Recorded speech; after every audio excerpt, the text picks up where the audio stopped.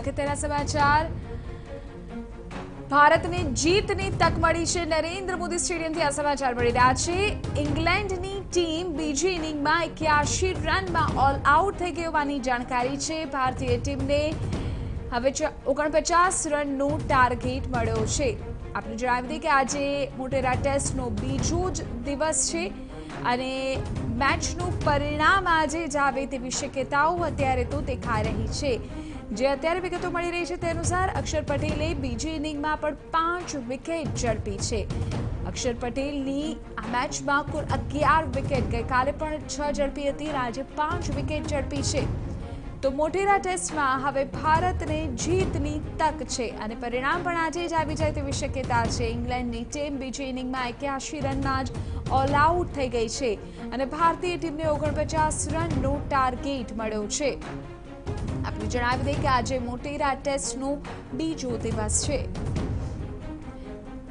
વધુ જાણકારી મારા સંવાદદાતા જતીન મકવાણા આપી રહ્યા છે। જતીન, વિગતો।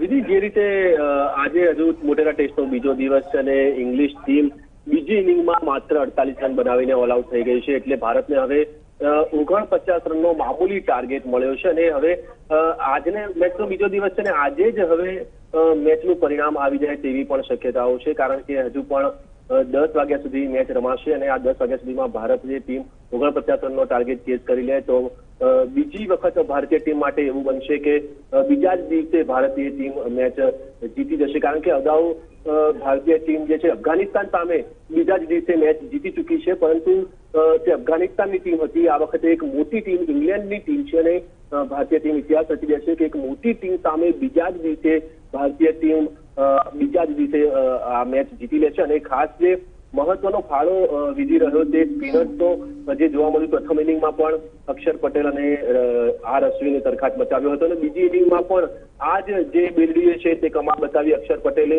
બીજી ઇનિંગમાં 5 વિકેટ ઝડપી, તેણે પ્રથમ ઇનિંગમાં 6 વિકેટ ઝડપી હતી, એટલે મેચમાં 11 વિકેટ ઝડપીને અક્ષરે પણ એક ઇતિહાસ રચી દીધો છે। સાથે જ રવિચંદ્ર અશ્વિન છે તેણે પણ બીજી ઇનિંગમાં 4 વિકેટ ઝડપી છે અને જે વિરાટ કોહલીએ છે બીજી ઇનિંગમાં માત્ર આ 2 જે બોલર છે તેને બોલિંગ આપી હતી અને છેલ્લી જે ઓવર છે તે વોશિંગ્ટન સુંદરને આપી હતી, ત્યારે 4 બોલ નાખી, ત્યારે પણ 1 વિકેટ ઝડપી, એટલે માત્ર આ 2 બોલર્સ પર જ જે કેપ્ટન વિરાટ કોહલીએ મદાર રાખ્યો અને આ 2 બોલર્સે જ તમામ કામ જે ઇંગ્લેન્ડનું છે તે પૂર્ણ કર્યું અને હવે 49 રનનો ટાર્ગેટ મળ્યો છે। પરંતુ ભારતીય ટીમે પણ ખૂબ જ સાવધાનીપૂર્વક રમવું પડશે, કારણ કે વિધિ હવે જે પીચ છે તે ખૂબ જ ટર્ન લેતી થઈ ગઈ છે, એટલે ભારતીય ટીમનો પણ મોટો ધબડકો ન થાય તે પણ ભારતીય ટીમે સાવધ રહેવું પડશે।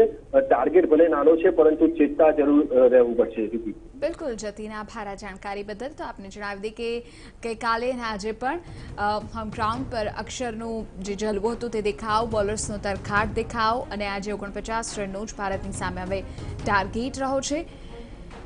આજે બીજા દિવસે મેચનું રિઝલ્ટ આવી જાય તેવી પણ શક્યતા